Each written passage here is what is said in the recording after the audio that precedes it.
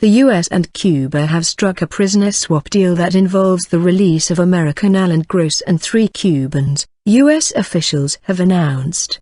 Mr. Gross, 65, has spent 5 years behind bars after being accused of subversion on the communist island.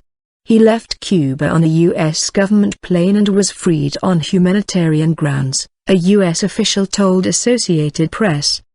His arrest and imprisonment has undermined attempts to thaw diplomatic relations between the two countries.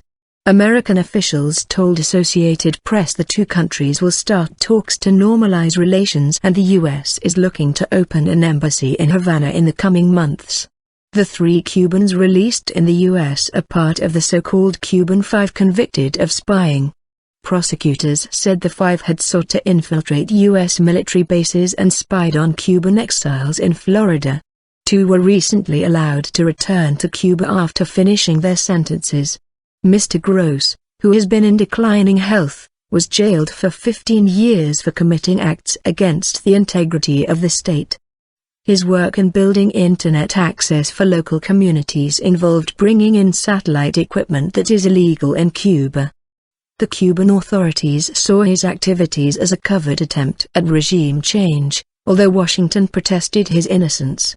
This week, former U.S. President Bill Clinton accused Cuba of playing a very dangerous game to hold Gross where his health is getting worse.